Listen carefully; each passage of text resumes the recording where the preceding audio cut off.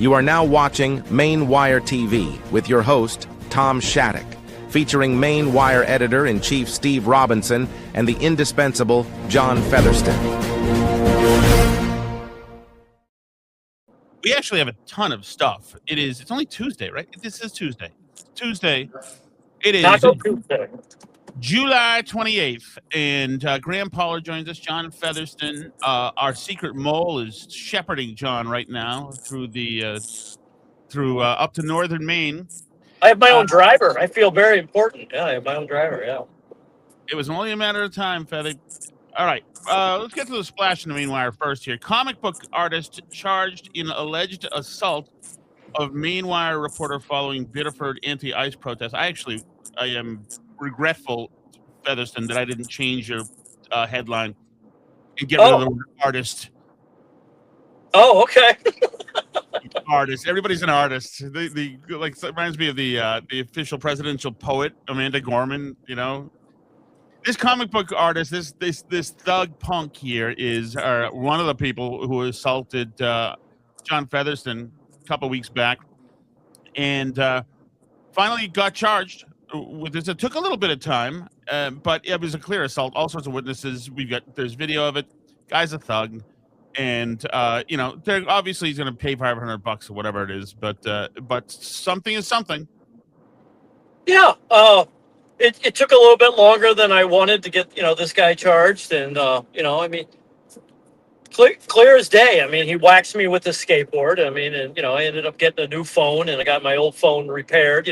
Thankfully, I have Apple Care on my phone. But I mean, like you said, I mean, the video tells you everything you know. And even when I walked into the Biddeford police station, the police officer I was working with is like, yeah, it's all on video. It's, just sign here. It's pretty simple, open and shut case.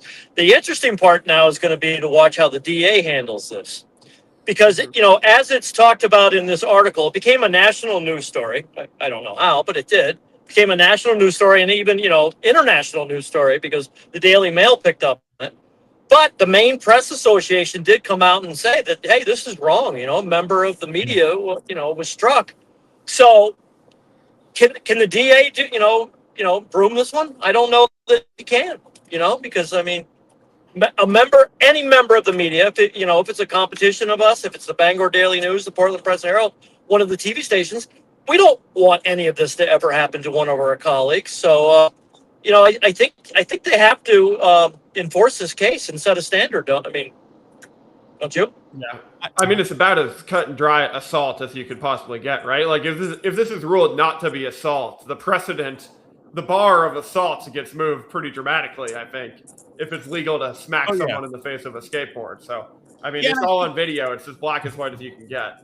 And I think it also it's a good lesson since this has happened a few times to John, just how the violence of mobs works and how it brings the lowest parts of the lowest characters out. And, a semi-employed or underemployed artist who's hanging around, who's at least 40, who's skateboards, is somebody probably with some time in his hands to show his low character. So guys like these, it just brings out the worst thing. It's funny because I've been thinking about this kind of mob violence along with the Fauci stuff, and how, remember, the mob then with Fauci was like 150 million people yelling at us, canceling us, coming after us, diming us out at basketball courts or in the Walmart. And like that's another thing where it brought out the worst in people. Like the COVID brought out the worst in people, and this brings out the worst in people. And COVID brought out the worst in Fauci. It brought out the worst in Nirav Shah. It brought out the worst in Janet Mills. It brought out the worst in a lot of people. Like Steve's talked about Steve has talked about how terrible Maine was during the COVID crisis to residents. And that's the lesson of this thing is, and I don't want to get too philosophical here, is that by default, man is corrupt and man is malevolent. That's by default.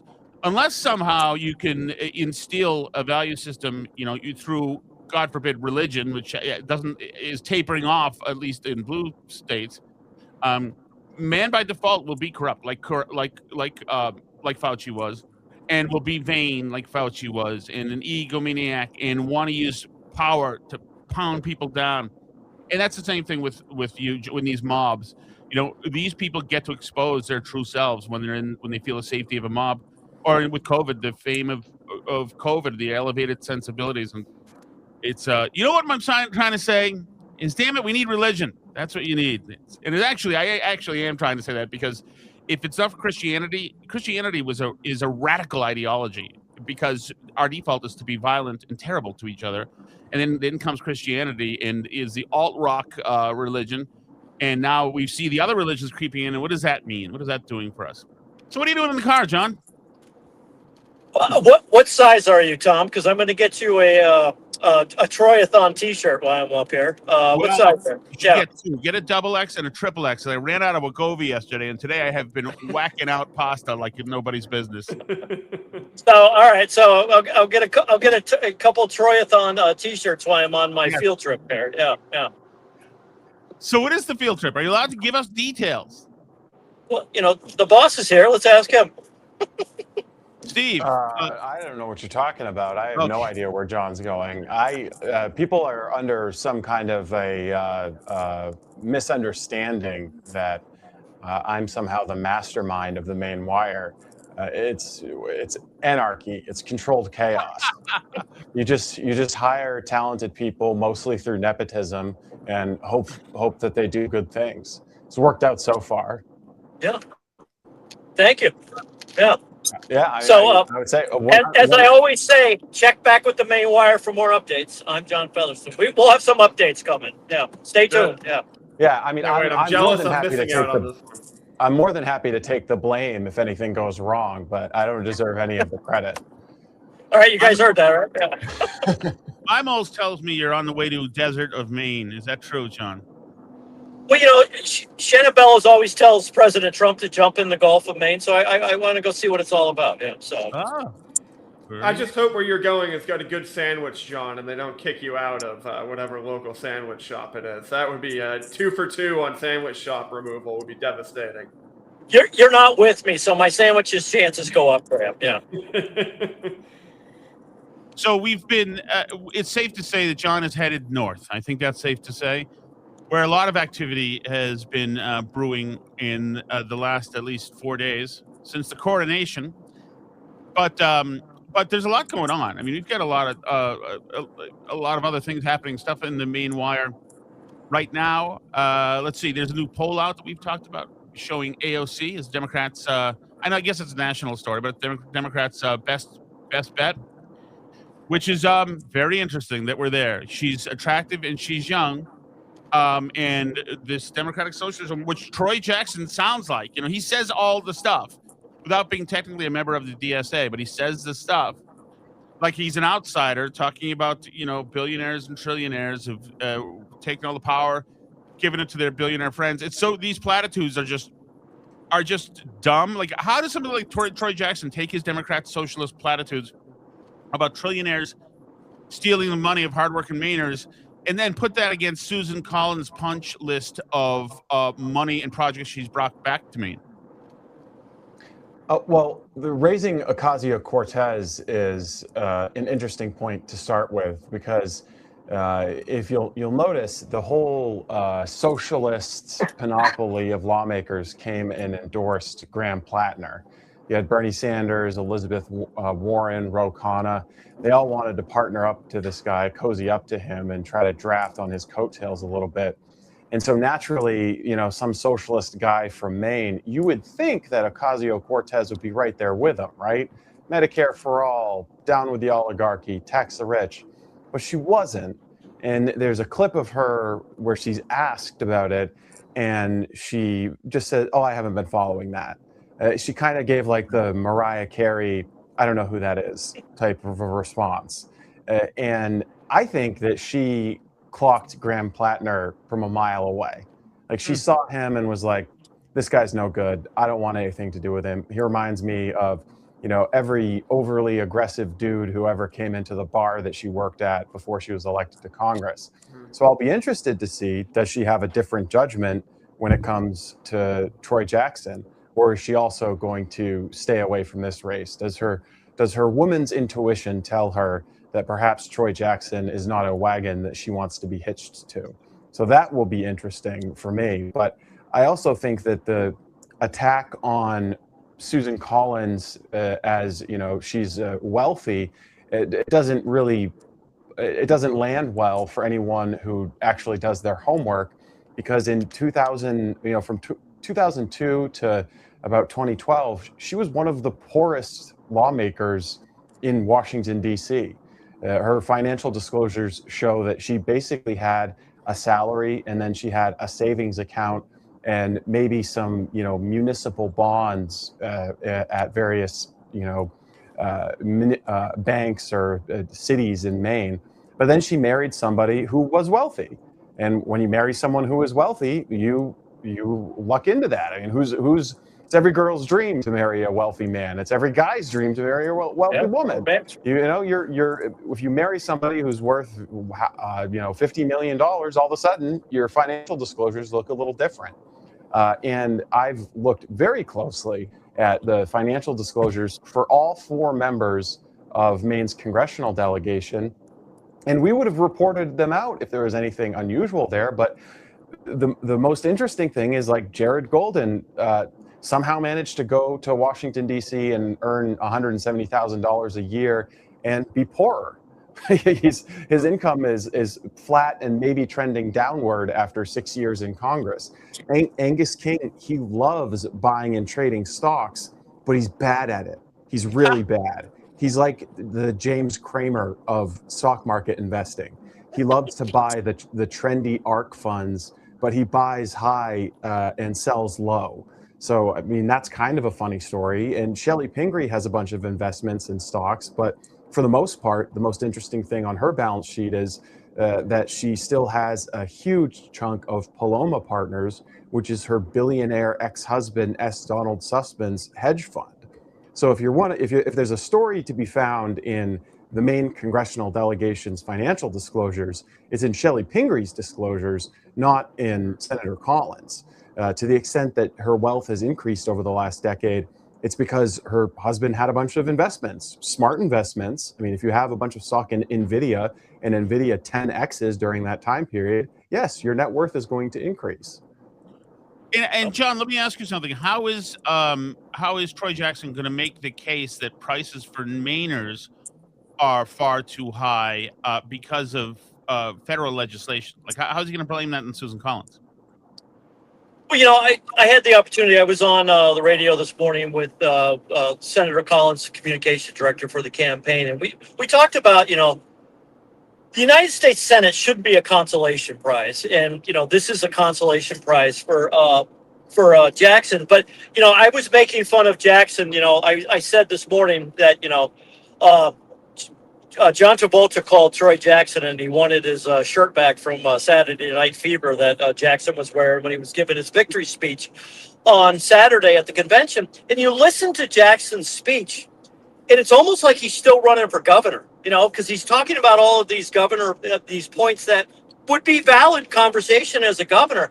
Jackson has no idea what he's getting himself in. I mean, there is a huge difference between being a Senate president, a governor of a state, and a United States senator. He has no idea what he's getting himself into. So how he can sit there on a stage and go, well, I'm going to do this and make things more affordable. Do you know how the federal government works, Troy? Because it doesn't work the way that your mind is thinking that it works. So and Mainers have to see this. I mean, they really, really have to see this. Yeah, he's going to tell you that, he's going to create more union jobs. No, you're not. Maine is going to lose more jobs before it gains more jobs. I mean, the forecast is already there that there's zero growth. So what, you couldn't do it when you were Senate president and the people didn't have faith of you that you could do it as governor, but now you're a rookie senator in the United States Senate, you're magically going to figure out how to do it? No, it's all bullshit. Well, John, that's funny you say that. Actually, Graham, it's good for you too, because it's funny because Troy has eschewed his political experience. So right. He's essentially telling prospective voters that he's an outsider to this stuff, so he can't bring with him a resume. I mean, look at this hat that he's wearing in this photo. Did he stop at like Old Orchard Beach tourist store and just pick that up for the interview? It's just so corny. And everything about this is so corny. But then he also says, In '98, my fellow loggers and I blocked the Canadian border to fight back against billionaire landowners trying to depress our wages. I don't know anything about this, but I'm just going to assume that he threw that word billionaire in there just because it sounds scary. I mean, do we have billionaire landowners in Allagash, Maine in 1998? I mean, I said, I don't actually know, but I'll have to step in and defend Troy on that one, because land politics in Allagash is it's like the dominant part of the culture. There's a Canadian company called J.D. Irving. It's a very large company, and they own huge swaths of the North Woods. And they're, I'll say Jackson has a very cozy relationship with them, despite what he may say about billionaires. What do they do, Steve? What does J.D. Irving do? They're a huge corporation. They're involved in a lot of things, but for the purposes of Aroostook County, they own timberland and they're into logging. Got it. But you're right, Tom. They're totally rebranding what he is. I mean, this tweet is unbelievable. This has kind of gone viral. But, Susan Collins has spent 30 years in Washington. Troy Jackson has spent 30 years in the woods, in Union Halls, on the picket line. Troy is going to crush her. Well, Troy Jackson was first elected to the legislature in 2002. He first ran as a Republican, then he was elected as an independent. The guy has been in politics basically half his life. I mean, Susan Collins has been in politics for a while, but not much longer than Troy Jackson. So you're running one of the only people in Maine with a similar political track record to Susan Collins when it comes in terms of time in office. But they're just pretending that he's this outsider candidate. It's a totally rebrand of Troy Jackson, and it's only going to work if kind of these gullible socialist people go along with it. But based on some of the interviews that John has done with the people on the street and Joe has done with people on the street, the facts don't actually matter to these people a lot of the time. So potentially this rebrand might work on a lot of the loyal Troy Jackson supporters. Yeah, but Toyotathon it's a ad campaign motto for a huge corporation. This might be petty, but for a huge corporation that came to the United States with smaller, cheaper, more fuel-efficient cars and put a lot of American car dealers, cars, out of business. But Toyotathon was workshopped by Madison Avenue. It's a huge corporation. It's a huge corporate branding exposition. So for them to come up with Troyotathon, it just keeps hitting me as so freaking stupid and off message totally. Why would you? I'll tell you why they did it, Tom. Have you met the man, Tom? Have you met the man? It makes sense if you Toyotathon has become like this quirky internet meme where it's like, what's our favorite holiday? Valentine's Day, St. Patrick's Day, or Toyotathon? And it's just a stupid Reddit internet meme thing. So that's why they're running with it. It's just that it's that simplistic. Okay. So that way it missed me because I'm too old. I see. I get it. So it's niche. Unlike the people of Maine who are notoriously young and spry. Tom. Yeah, exactly. Yeah, well, I would figure they'd be trying to get away from Reddit influence, but apparently not. Is there anything else to this guy's message that can how does he compete when if she does, can distance herself from Trump, from the war, because she voted against it last time around. She also voted to convict Trump during impeachment. If you can't wrap Trump around her, and you can't really say that she's working for billionaires, you can say it all you want, but does that hit home? It's Kavanaugh. It's Kavanaugh all the time on the TV ads up here. That Susan Collins was the deciding vote on Kavanaugh. So I mean, that's all they've got. Yeah, this is what they're running with. I know there's a lot of text here, so I'll just summarize it. But I mean, we saw this the second after the vote happened, and this is the stretch of all stretches. So Susan Collins was one of 2 or 3 Republicans who voted against the big beautiful bill, Trump's signature piece of legislation. But she voted for one of the many votes in Congress that are they go for all these boring procedural votes. And one of them essentially allowed the bill to go and move to the debate on the House floor. And she voted to support that. So now this email is from the Senate Majority PAC, which is like the Schumer PAC, who's funding all the attack ads. And reminder, Collins voted to advance the bill closing Maine's hospitals. Now she's running ads about saving them. So that is the stretch. That's the narrative they're doing. It's just a total revisionist history. They're saying, oh, she supports the big, beautiful bill when she actually voted against it. And, just to take it one layer further, I think it's a great bill, and I wish she voted for it. So it honestly would probably be a more effective attack ad for the Democrats if they called out Susan Collins for voting against the bill. But that's neither here nor there. It's ludicrous they're trying to accuse her of it passing when she literally voted against the bill as one of the only Republicans to do it. And that bill has nothing to do with why the hospitals are closing, despite this ridiculous narrative and nonsense that they're saying. It's just simplistic, like brain dead marketing that they're running with, and people will believe it because they'll believe any type of confirmation bias against Susan Collins at this point. But like I said, all of the TV ads up here are about Susan Collins was the deciding vote on, Kavanaugh, which then is Roe versus Wade. But, let's not forget, 25 years ago, Troy Jackson was a conservative Republican who was pro-life.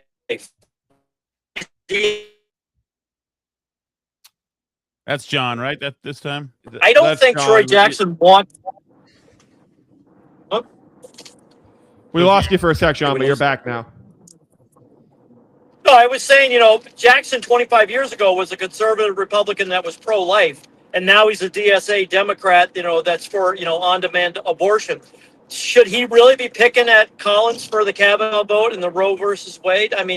That's really all he's got. And, Collins has done very well with the messaging on that, she went on Fox News when you were with me, Graham, and, Martha McCallum asked her about, Roe versus Wade and, the Kavanaugh vote. And, Collins has been very upfront. She doesn't regret her vote. And, if that's all Jackson can hang his coat on,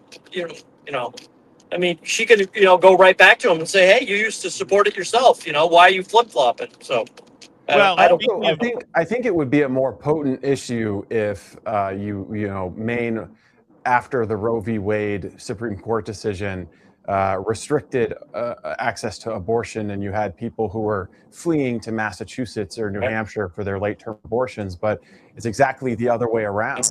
So Maine has the most liberal abortion law on the planet, so running ads about it doesn't accord with their experience, and so now you're trying to convince people to vote for the abortion rights of illegal aliens in Texas or something. It's not something that actually affects them. And if you want to get into the abortion conversation, again, there was an amendment offered to 1619, the late-term abortion bill, by Eric Brakey that would put a 4-year moratorium on the trafficking of fetal baby parts. Not even a ban. Eric Brakey was just asking, let's just pause for a second on selling dead baby parts and study this issue, and the Democrats wouldn't allow it. Democrats in the Senate, with Troy Jackson holding the gavel, unanimously said, no, we're not even going to consider limitations on selling and trafficking in dead baby parts. And it's not just a figment of conservatives' imagination, because there was an abortionist who did press conferences with Janet Mills by the name of Shannon Carr. She lives in Maine, and the reason she lives in Maine is because she had to flee New Mexico, where she was performing abortions and was named in a wrongful death suit.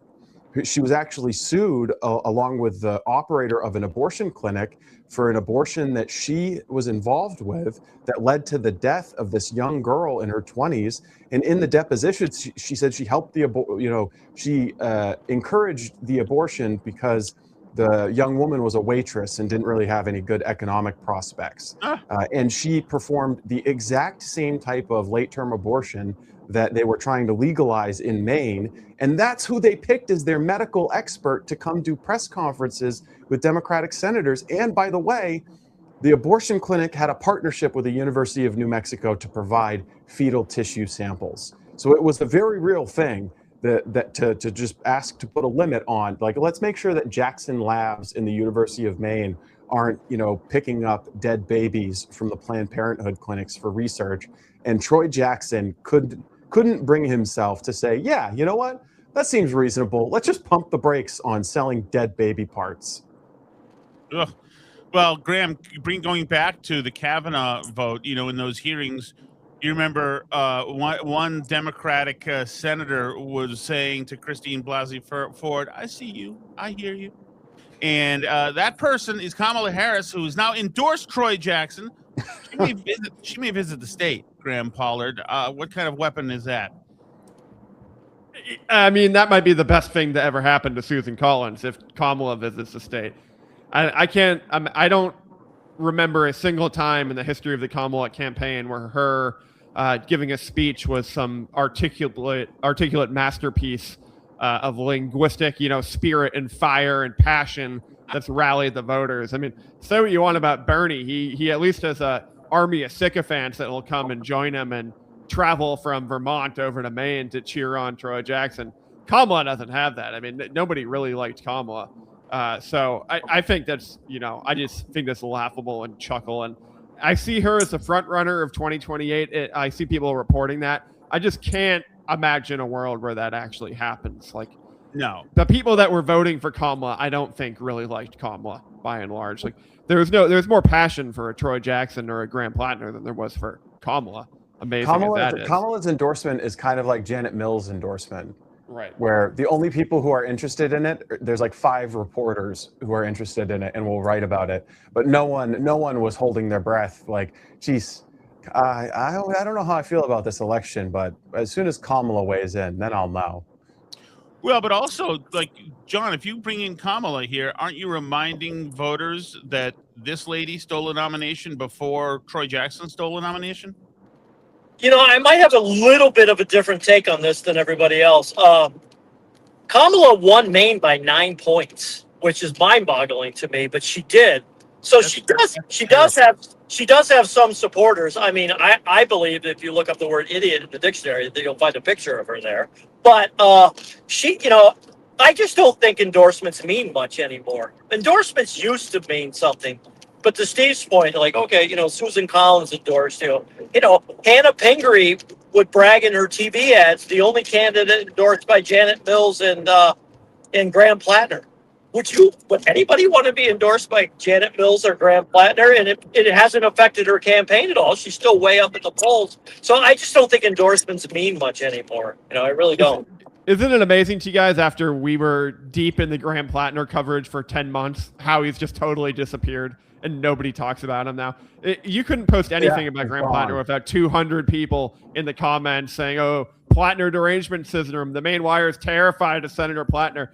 And then 2 seconds later, it's like he never even existed. They had moved on so fast from Graham Plattner. It's incredible. Outside of this one guy in Texas, keeps feverishly emailing and calling the Maine Dems and tagging every media outlet in Maine, saying it's a dubious rape allegation and they should make Plattner the nominee again. And it's like a very lawyer-like email. It's actually pretty funny. He's probably sent 10 or 15 different emails to the Maine Dems. But outside of that one guy from Katy, Texas, it's like Graham Plattner never even existed.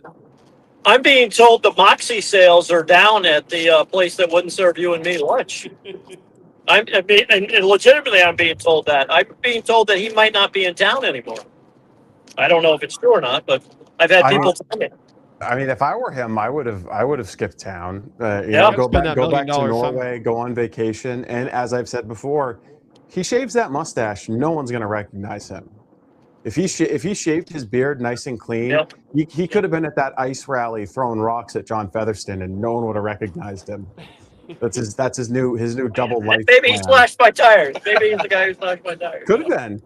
Yeah. But yeah, I mean, like after the media firestorm that he was at the center of, I've never seen anything like that kind of a media firestorm. I mean, there were, even after he dropped out, there were national reporters in Hancock County looking to pick the morsels off of his corpse. Like they were ready to. I've never seen anyone so thoroughly destroyed by the media. Maybe Anthony Weiner. Yeah. Well, it actually goes to show you that somebody incentivized him to go away and clam up about his beliefs. So it'll be interesting to see. what purchases he makes. Now, if he upgrades from the house his dad gave him to a better house, or if he suddenly has a gig somewhere, because he didn't just leave. I mean, I wouldn't think he'd be stupid enough to simply just leave, unless, like you guys have said, that he was afraid he's going to be prosecuted. Okay, I do have a theory to complement the Graham Plattner. The reason why AOC may not have ever given him any love is because that guy from 2011 to 2016 or whatever was trying to bang every Capitol Hill staffer that there was. That's true. And dirtbags. The word gets around a little bit, so could be something to that. Or maybe they had a bad Tinder date. It's possible. They could have matched. I don't know. I don't know if Ocasio-Cortez has said anything about her Tinder history. But by the way, while John was talking about Kamala Harris's popularity in Maine, I pulled up the numbers. So Joe Biden actually was a little bit more popular than Kamala in the 1st congressional district, but Kamala was more popular than Biden in the 2nd congressional district. That's kind of weird. I wouldn't have expected that. But statewide, they each got about 435,000 votes.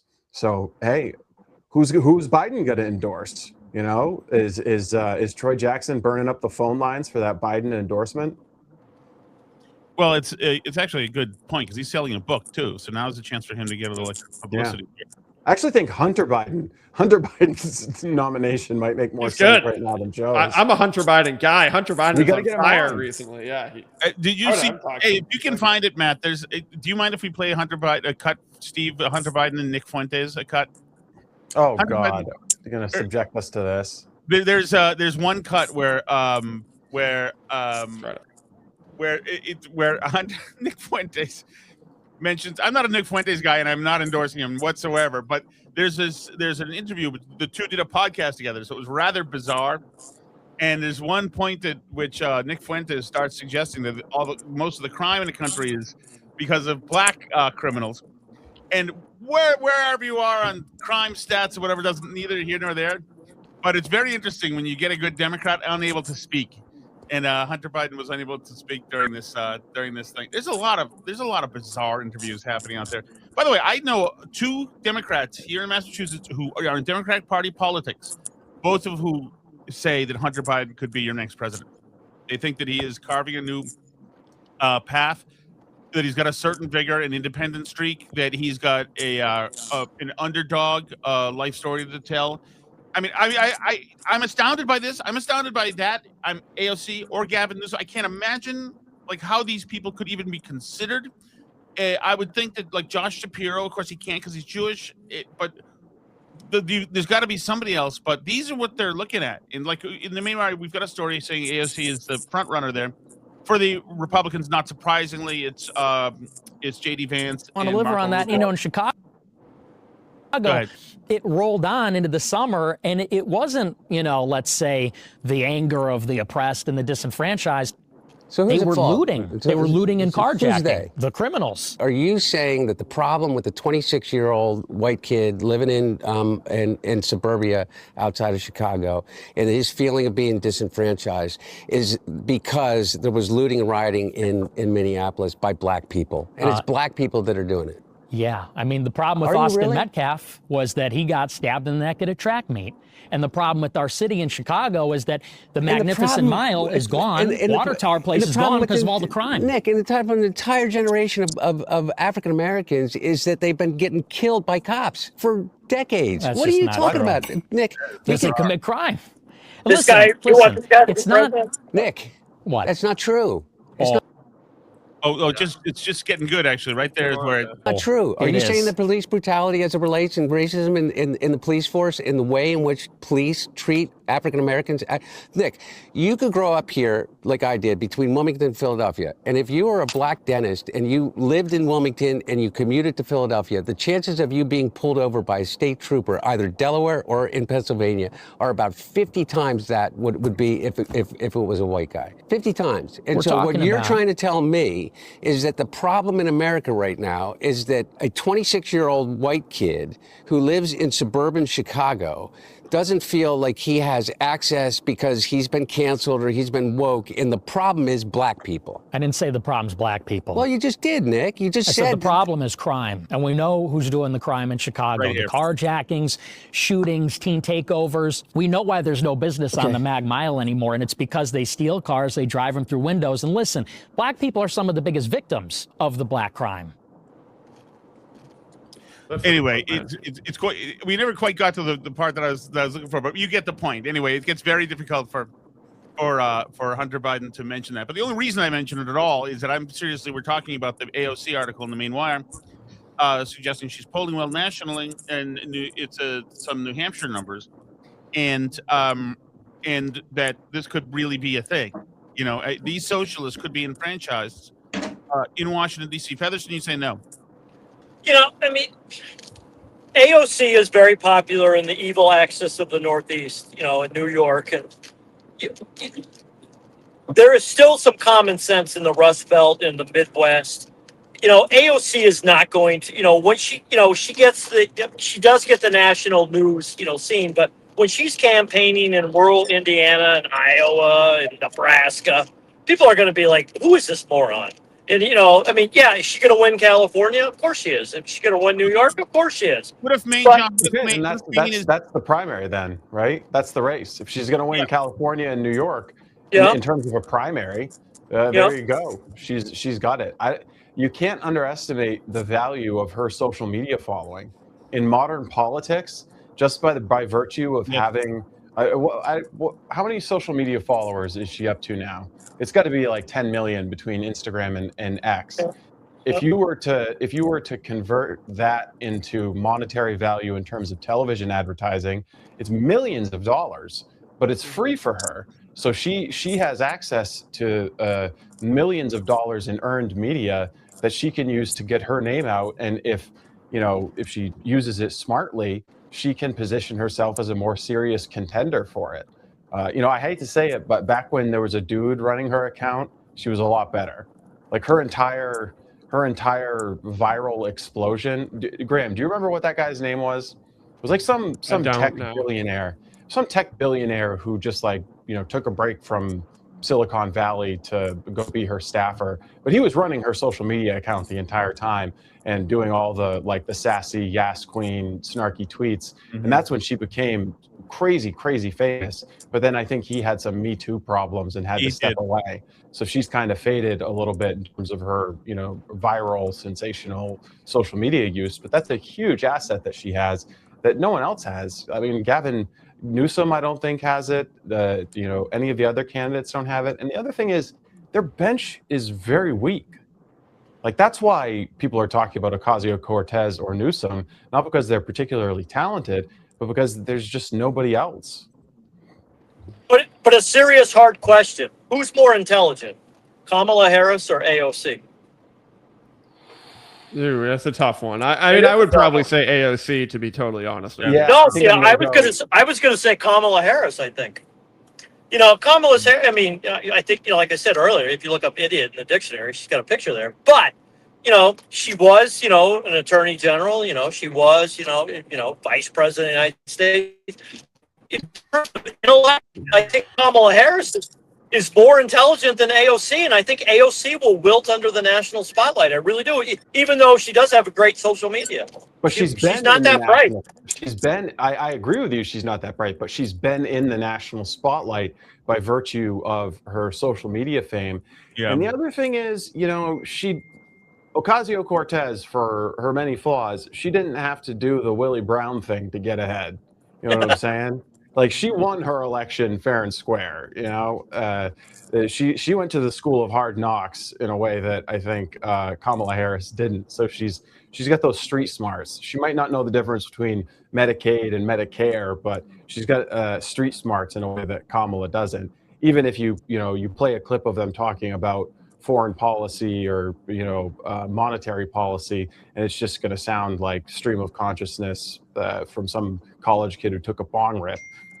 So I think she's got the edge. And Kamala, there's no way people are coalescing behind Kamala. No, I'm sure if I do a deep enough dive, I could find concierge Tom Shattuck in the AOC story when she was at BU. I think I just have to dig hard enough. Hunter Biden has a better chance than either Kamala or AOC, I think, honestly. And I've been saying this for years. My most controversial take, I would buy a Hunter Biden artwork in 2 seconds. Undervalued, in my opinion. Undervalued, the Hunter Biden artwork. I mean, what piece of art, if you got your expensive cocktail party in California, is going to get more of a conversation than a Hunter Biden original slammed up on the wall? I mean, $450,000 steal for a Hunter Biden original artwork. You don't get an ambassadorship with that now, so there's nothing, you don't get the gig, which is give that assignment. Matt should be trying to get Hunter Biden on. I'm sure he'd do Maine Wire TV with us. He'd be more, he has an addict speak. He talks like somebody who's trying to con you a little bit, like an addict who's trying to get another $50, from you. Yeah. He speaks a little bit too quickly and a little too tweaky, but he is able to have an intellectual conversation or fool you for a little bit of time, and those other two aren't. So right now, if Maine consists only of CD1, and of all the Democratic candidates, who's CD1 going for? Can Newsom charm them all? Because he's good looking and young, Steve. But he's also a white male.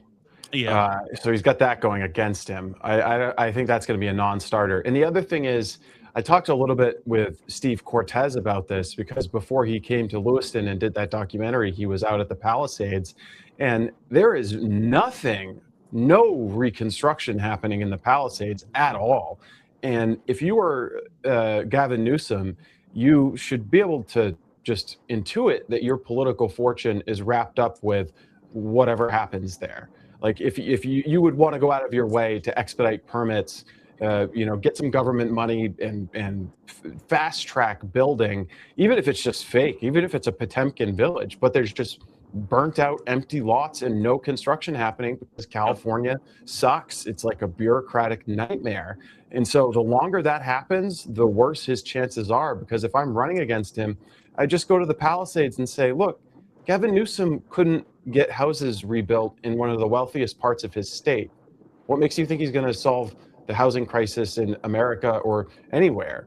Like, it's just such a huge, obvious failure. And the visual is so compelling. Just fly a drone over the Palisades. Like, Gavin Newsom wants to do this for the rest of the country. I think it's going to be a big problem for him. And also, he's a white man. Isn't the problem that blue state Democrats don't seem to care? Like, Spencer Pratt is gone and Karen Bass is going to win. And like, she was out at a DEI junket in another country for the fires, and they're rewarding her. It's like Maine voters.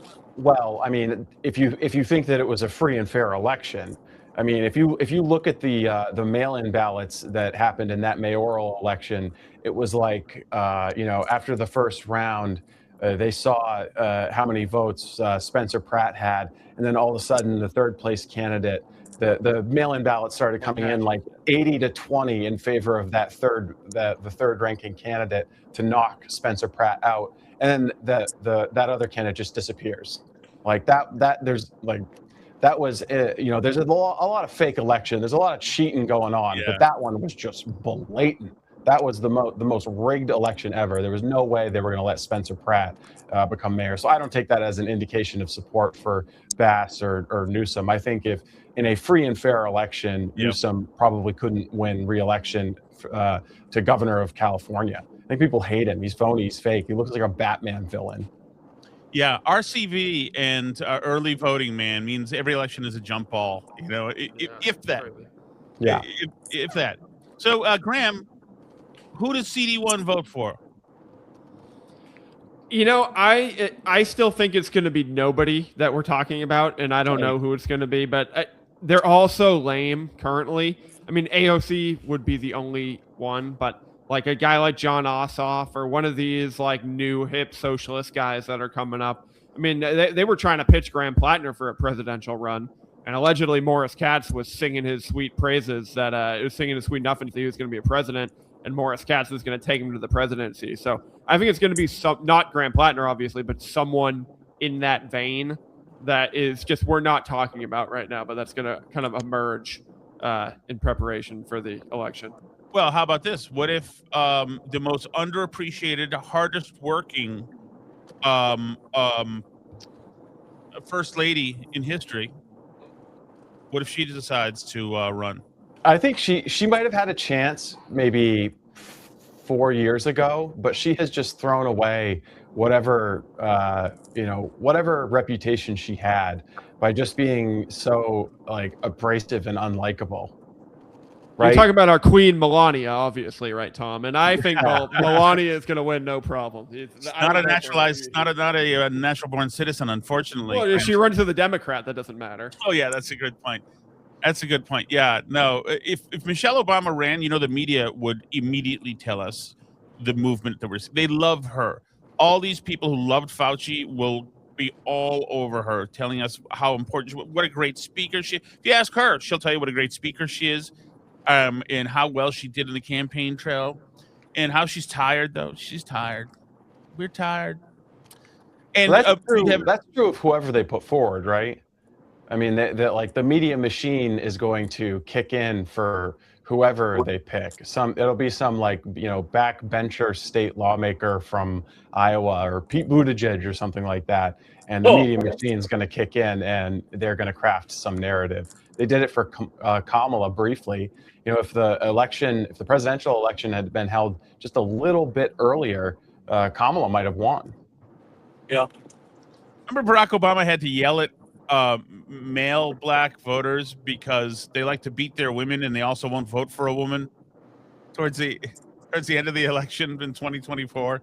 Yes. Amazing. So the Fauci stuff is still happening. I really wish that there could be some fallout for people.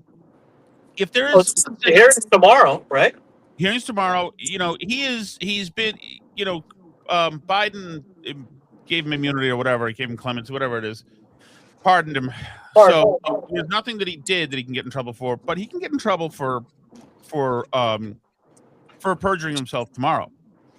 Like or since in his diaries, I think could be a key indicator. Yeah, he's gonna screw up tomorrow. I don't think he's gonna say anything. Well, are the Biden pardons even legal if they're all auto-pardoned? We had no idea they were. That's what I was gonna say. I'm getting flashbacks to the Benghazi hearings or any hearing that the Republicans have. It's like, what'd you say? What difference does it make? But that's the question. That's the question that you can ask about any of these Republican hearings. Like last year, they held hearings on Chinese marijuana. Sure. That was such a joke, Steve. What difference at this point does it make? Like they have these hearings, and Jim Jordan takes his jacket off and asks really tough questions, or you get what is his name, Brandon Gibbs there asks really tough questions, and you get some clips that Fox News and Maine Wire TV and the Howard Carr Show can play and make sport of, but there's never any consequences. Like there's never any consequences for these people.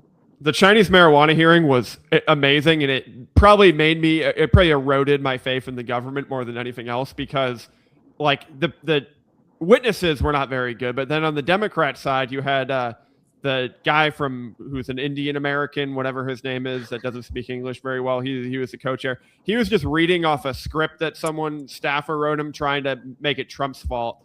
And then the Illinois Congress lady, Delia Ramirez or something, she just abandoned all pretense of caring and just went on a speech about ICE and deportations. And she had a sign that held up talking about ICE and deportations. Had absolutely nothing to do with the triad weed hearing, like literally nothing to do with it. And she looks at the people and she's like, "Thank you all for coming here. I know you're great, but I just want to talk about this for a second." It was obviously so she could clip it and post it on social media without the context that it was a triad weed hearing. And it's like, that's what Congress has become, is a way for everyone to take their 2 minutes and turn it into a social media clip. It's like, how can I go the most viral in this moment, rather than how can you actually get anything done that's going to benefit the American people? Well said. I mean, it's WWF. That's what it is. It's professional wrestling. And I don't know who that idiot was from the Heritage Foundation that was supposed to be the expert on Chinese cannabis. But even the most recent hearings that they've had on Medicaid fraud, like, you know, they bring down Nick Shirley to be the star witness, and love Nick. He's done a great job. No one has brought more attention to Medicaid fraud than Nick with his videos. It's excellent work, but for congressional testimony, he's not like the most well-versed in the policies that have allowed this fraud to occur. Don't you want people who could come down there and say, hey, here are 10 things you could do to stop this fraud from happening? Like Nick gave his testimony in a YouTube video that 100 million people saw. Like, why do you need to have him down there for the C-SPAN cameras? And it's the same thing. Like, we've gotten a few emails asking about congressional testimony, and I'll submit something in writing, but it's going to be like a printed off Maine Wire story. It's just not worth our time to go down there and do the song and dance of, hearings that don't accomplish anything. But that's like, it's not just the congressional hearings, it's across the board. Like, where are the consequences for all the bad people who have been caught? Like, what's up with Jim Comey? Is Jim Comey still free, walking around, strolling up and down the beach, finding strange rock formations? Yeah, all those guys. Yeah. Like James Clapper, perjured himself. Everybody knows he perjured himself. What's up with James Clapper these days? It seems like there are never any consequences for people who, very obviously, incontestably broke the law. And same goes for Troy Jackson. Troy Jackson committed mortgage fraud. It's in he admitted to it. Where's his indictment? We had the excuse that the U.S. attorney was Darcy McElway, a Biden appointee who went on to get a Janet Mills judgeship. But now we have Andrew Benson, a Trump appointee. So where's Troy's indictment? Is mortgage fraud still a crime in Maine? Or if you're a Democrat, is it not a crime? It's my biggest frustration with the Trump administration in the second term. He promised us accountability and people would be indicted and jailed, and we're over 2 years in. Let's go. You can even make the case up here in Maine with all of your work, Steve. Here it is, federal government. Here it is. This is where they work or where they say they work. Go get them. Like, why haven't they gone and gotten them? It's like, come on, let's go. I blame Trump for putting Pam Bondi in, and I think it was executed wrong from the get-go, so it kind of tainted the entire process going forward, which sucks. But I think Pam Bondi and Kirsty Noem, they were both, Trump's instincts. I think it's fair to say, obviously, at this point, is he likes somebody who looks good on TV. And I think that he maybe allowed that to influence in a bad way his selection for Homeland Security and the Attorney General. And you know what? It could be the case that here in Maine, they're waiting until after the Susan Collins election before they start rocking the boat. Maybe they don't want to alienate independent and liberal voters. Maybe they're going to wait until she's reelected, and then heads are going to roll. Maybe I'll give them the benefit of the doubt. But it seems like the wheels of justice turn very, very slow when it's liberals who've done something wrong and conservatives who have been aggressed upon.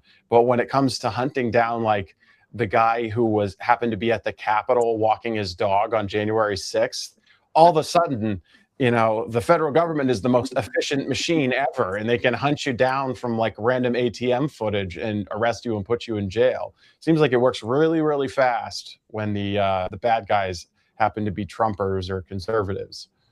Yeah. Is Trump a bad manager, though? He's a visionary, he has a big, make America great. But at the end of the day, is he not managing some things properly? Like, hey, why have these people been convicted? Get in my office. I want to talk about that. Like, why haven't we convicted people and stuff like that? I think he's so focused on foreign policy right now. That's where all his time and energy, and he's relying on this other stuff that he's delegated out to people. And those people he's delegated it to are just fairly incompetent, has been my read on the situation. Also, there's like a Chinese firewall between the Justice Department and the White House. He's not legally allowed to say, go investigate these people. All he can do is appoint people who he expects will enforce the laws in a certain way. Which is, something that you can tell frustrates him, because you heard Eric Holder say that I was Obama's wingman. And obviously those two are having conversations. So Trump's not allowed to use the executive branch like all the other presidents because the establishment just won't let him. The media just won't let him. I do want to. Some people said in the chat that they're depressed that we're saying that nothing is going to come of anything. Let the record show, although it didn't involve the sergeant at arms or anything. When the president of Harvard, Claudine Gay, and of UPenn went in front of Congress a couple of years ago, and is it Slotkin, whoever it was, Stevanovich, whatever. Anyway, when they were asked about anti-Semitism, their answers were so bad that they had to step down. Now that was probably because people who donate to the college, many of whom are Jewish, were like, "Holy bleep." They're encouraging anti-Semitism on campus, and they withheld, money. But still, their heads can roll from a bad day. But I think Fauci will say take the fifth on every question for 8 hours tomorrow. Tom, there before we go, because we're running up against it, there's two really good local stories I'd like to touch on, if you're okay with that. This is one of them. This is a really good story that we published today. I'd recommend everyone give this a read if you care about Portland. Great local Portland story, the battle for Belfort. So essentially what's happening here is you have a housing development, a 50-unit apartment building that's being built in kind of like this sleepy, quiet neighborhood of Portland. Middle class, like blue-collar neighborhood of Portland. The representative in the city council is Kate Sykes, who is a Democratic Socialist, a card-carrying DSA member. A lot of people in the neighborhood supported her for city councilor. So on one hand, you have, this is a story that is kind of like your classic, I want affordable housing unless it's in my neighborhood type of story. Because now this affordable housing is coming in and all of the residents are furious and pissed off because they don't want the affordable housing in their neighborhood. On the other hand, you have a classic DSA story where, this lady, Kate Sykes, told everyone, I'm a voice of the people. I'm your working class champion. And now she has totally abandoned this neighborhood, will not help out the people of the neighborhood at all. The neighborhood has raised $25,000 in legal fees to try to fight this affordable housing.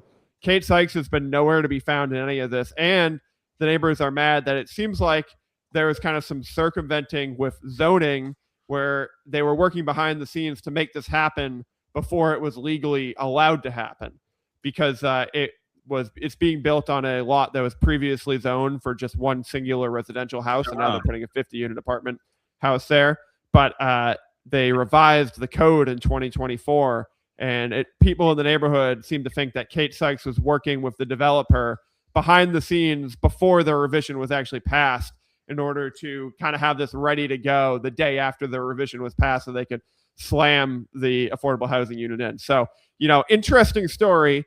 And like I said, it's a combination of affordable housing, but not in my backyard, but then also the Maine DSA candidate getting into office and then doing absolutely none of the things that she told her constituents she was going to do. So would strongly recommend everyone give this a read if they're in Portland and care about this stuff. Very cool. Well, actually, while we're on the topic of affordable housing in Portland, I've got another one that we're working on. I'll give a sneak preview to the Maine Wire TV audience, because this also involves Troy Jackson. There was the single biggest Maine housing, or I guess investment in affordable housing that the state has made, was a $80 or $90 million project on Elm Street in Portland.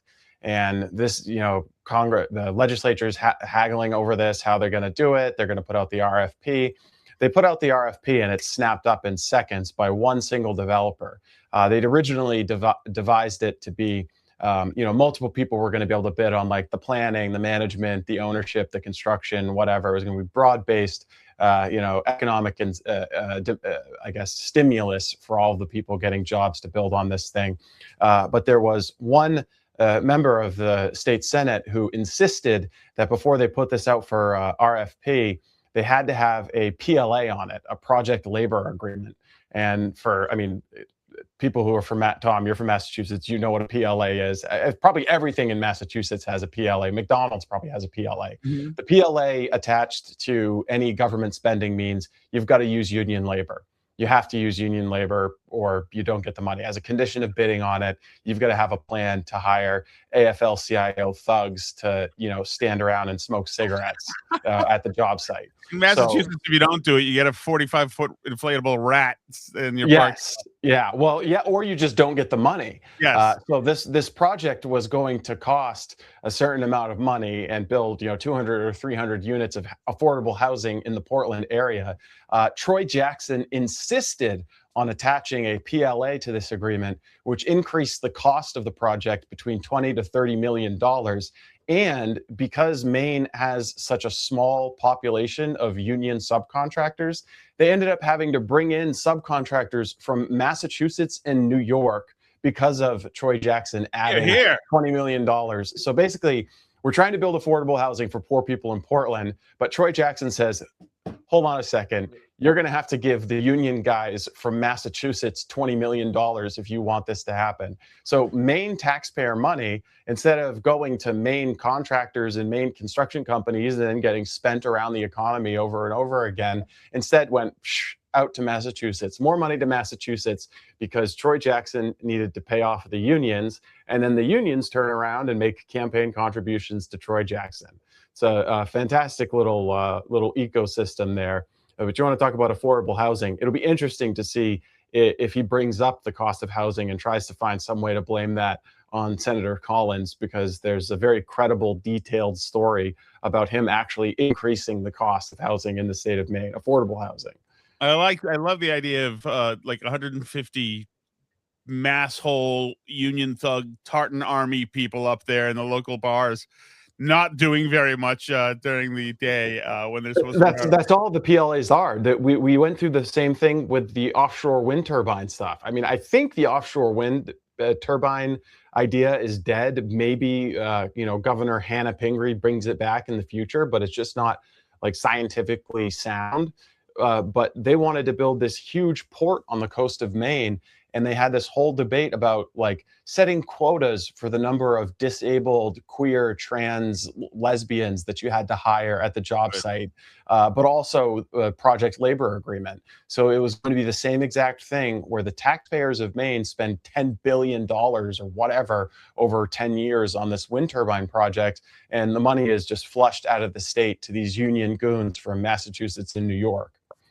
I love that. Spending out of state for the wind turbine project, meanwhile getting the real energy you need to heat homes from Seabrook, New Hampshire. Exactly. Yes, we're against nuclear power, except for like 30 to 40% of our energy comes from Seabrook, and we're against natural gas, except for like 60 to 50% of our energy comes from the natural gas burning facility in New Brunswick. AOC is going to win CD1 now. I'm convinced of it just by this last 5 minutes. Jesus. Yeah, I mean it's possible. I wouldn't take it off the table for sure. Graham, did you say you had one more thing? I do. So this is the Bangor story. Don't sleep on this man, Joseph Leonard, as the presidential candidate. Give us a trigger warning before you pop that up. Now, basically, this is just a plug for a great YouTube video that we just posted today. It's about 30 minutes long, but I got a 1.5-minute long clip here. It's about how the open communists, the PSL, are using the anti-ICE protest to effectively influence politics in Bangor. And this is just a 1:30 clip I'm going to play from the YouTube Next video. speaker is Willie from the Maine PSL. Give it up.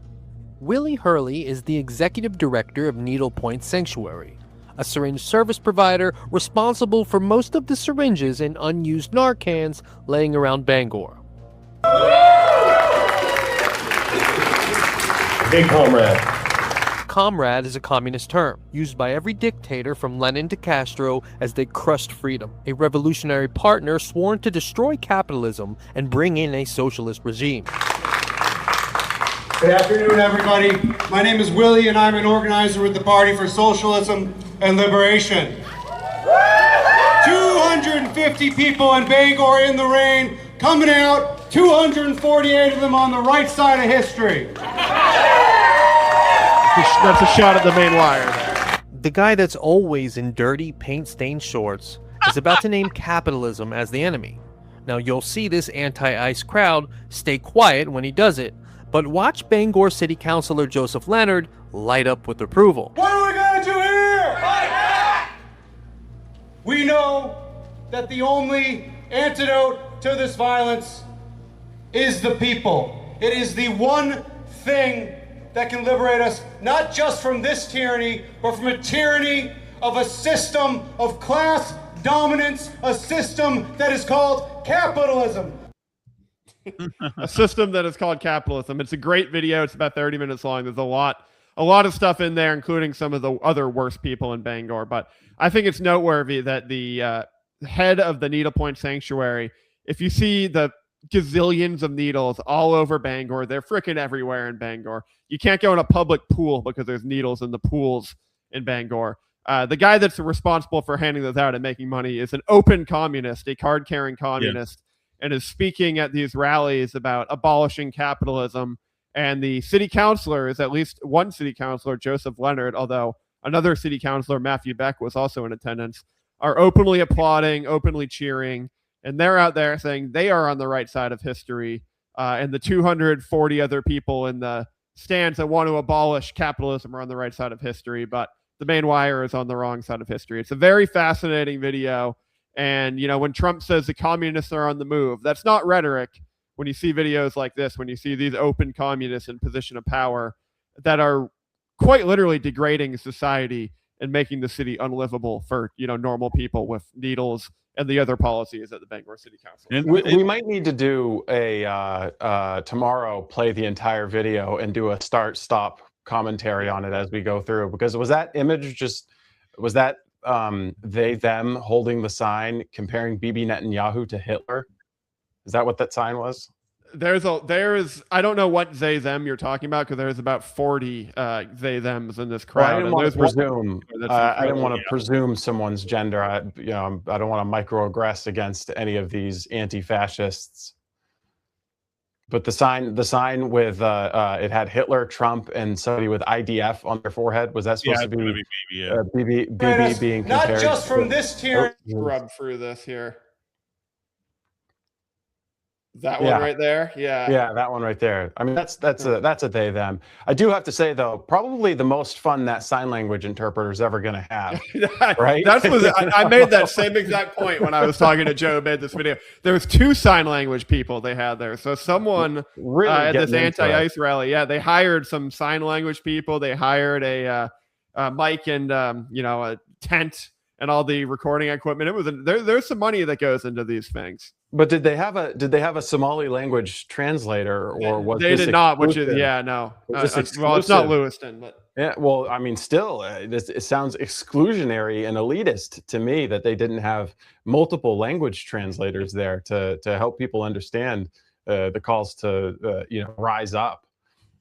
And just like every other protest, our reporters got pushed, shoved, assaulted multiple times during this one. So, that's it. These people have been whipped up into this mob of violence, and they're so convinced that everyone on the right of AOC is some fascist Nazi, excuse me, that anything is okay. Yeah, violence is okay. Violence is acceptable against the fascist Nazis. So that has been a phenomenon that we've experienced over and over again. And it's glad this comic book artist might be getting some jail time. Hopefully, might set a precedent. Any update, by the way? I assume John might have said earlier, but any update from the Biddeford Police Department? Do we know? You got the latest in the Maine Wire. It's been published. Charges are filed, and he has a court date in October, to our knowledge. Right. Great. Finally, some justice. We shall see. All right. He is Steve Robinson of the Robinson Report. John Featherson is on the road, heading to the Toyotathon event. Graham Pollard is with us, and me as well from the Maine Wire. We'll see you every day here, 4 p.m. Maybe we will have a viewing tomorrow of that Maine Wire original documentary. Check it out on YouTube. It's just on the Maine Wire YouTube channel. It's a very good video. Awesome. Look forward to it. See you tomorrow at 4 p.m. right here on Maine Wire TV.